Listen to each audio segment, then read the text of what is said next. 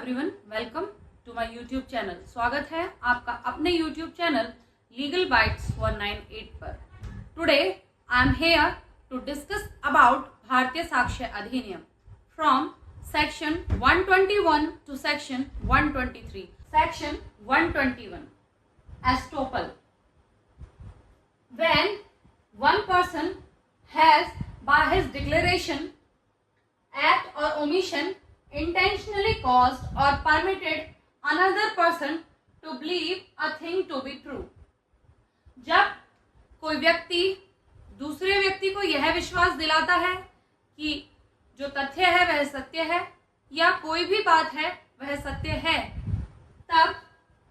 to act upon such belief neither he or nor his representative shall allowed in any suits or proceedings between himself and such person or his representative to deny the truth of that thing।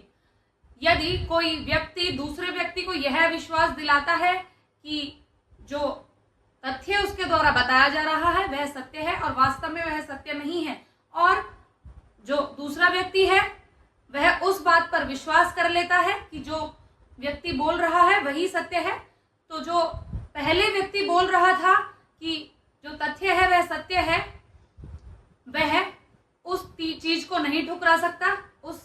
जो उसने agree किया है उस बात पर उसे नहीं ठुकरा सकता। For example, A intentionally and falsely leads B to believe that certain land belongs to A. एक व्यक्ति है, यहाँ पर धोखेबाजी से या फिर झूठ फरेब से बी को यह विश्वास दिलाता है कि जो जमीन है, जो एक सर्टेन लैंड है, वह एक ही है, and thereby induce B to buy and pay for it. और बी को धमकी देता है उसे खरीदने के लिए, उसके साथ जबरन कहता है कि उसे खरीदो। तब the land afterwards becomes the property A, और उसके बाद वह जो जमीन थी वह ए की प्रॉपर्टी हो जाती है। And A seeks to set aside the sale on the ground at the time of sale he had no title। और A जो है वह यह कहता है कि जिस टाइम पर सेल हुई उस प्रॉपर्टी की, उस टाइम पर उस प्रॉपर्टी पे उसका कोई अधिकार नहीं था। तो यहाँ पर A इस बात को नहीं झुठला सकता कि जो उसने पहले बोला था कि जो प्रॉपर्टी है वह मेरी है, वह एक ही है, वह उस बात को नहीं झुठला सकता, वह उस बात से पीछे नहीं हट सकता। यह है सेक्शन 121 हमें बताता है। Section 122 estoppel of tenant. Tenant पर विबंध और of license of a person in possession. Person in possession के लाइसेंस पर विबंध, यह सेक्शन 122 हमें बताता है। No tenant of immovable property or a person claiming through such tenant shall during the continuancy of the tenancy or any time thereafter be permitted to deny the landlord of such tenant had at the time beginning of the tenancy a title to such immovable property by the license of the person in possession, therefore shall be permitted to deny that such person had a title to such possession at the time when such license was given। Means यदि कोई व्यक्ति किसी अचल संपत्ति पर या तो किराएदार के हक से रह रहा है या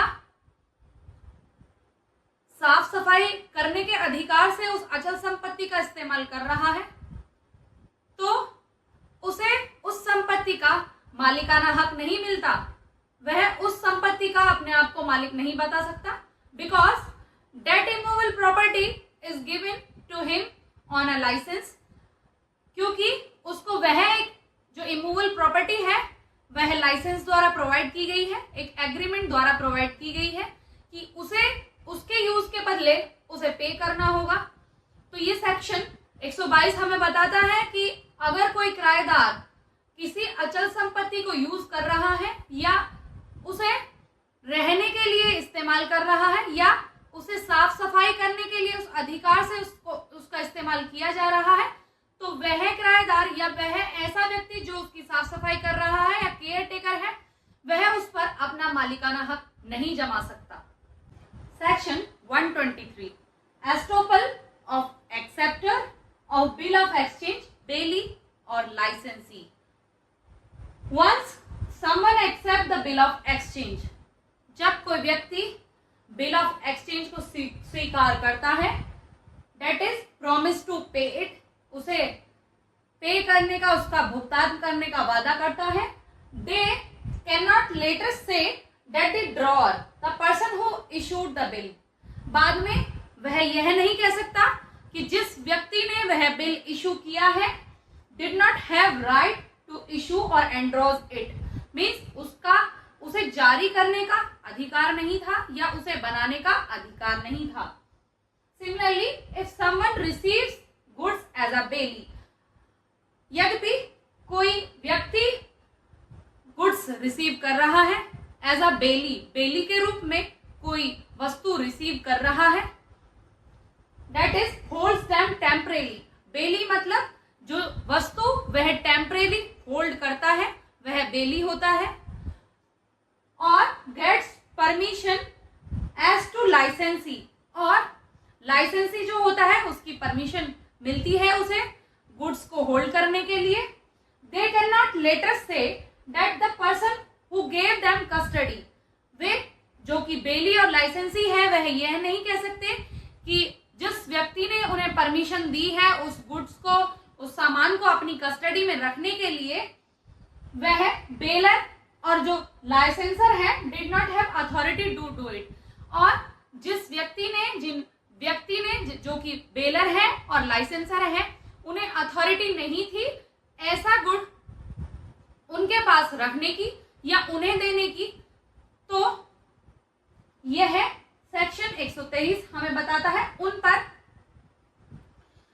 विबंध लगाया जाएगा। Explanation 1, the person who accepted the bill of exchange can still argue that the bill itself is false, means explanation 1 हमें यह बताती है कि यदि कोई व्यक्ति बिल ऑफ एक्सचेंज को एक्सेप्ट करता है और उसके पास अभी भी एक आर्ग्यू रहता है करने के लिए कि जो बिल उसने एक्सेप्ट किया है वह उस व्यक्ति द्वारा नहीं बनाया गया है, जिस व्यक्ति द्वारा वह बनाया जाना दिखाया गया है वह बिल नकली है, तब वह इस सवाल को, इस क्वेश्चन को कोर्ट में चैलेंज कर सकता है। वरना सेक्शन 123 हमें बताता है कि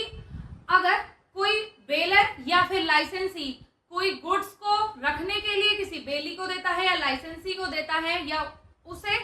उसके पोजीशन में देने, उसके पोजीशन अधिकार में लाने के लिए, उन्हें टेम्परेरी अधिकार में लाने के लिए उन्हें देता है, तो बेलर और बेली, जो बेली और लाइसेंसी है वह यह नहीं कहेंगे कि जो ऐसा अथॉरिटी दी गई है, ऐसा अधिकार दिया गया है वह बेलर के द्वारा नहीं दिया गया है। बट यहाँ पर एक्सप्लेनेशन 1 हमें यह बताती है कि जो पर्सन है जो बिल ऑफ एक्सचेंज को एक्सेप्ट कर रहा है वह कोर्ट में इस चीज को चैलेंज कर सकता है कि जो बिल ऑफ एक्सचेंज है वह उस तरीके से या उस व्यक्ति द्वारा नहीं बनाया गया है जिस व्यक्ति द्वारा वह बनाया जाना दिखाया गया है। Explanation 2, if a bailee hands over the bailed goods to someone, अगर कोई बेली है और वह जो बेल्ड गुड्स हैं जो उसे एक बेलर ने दिए हैं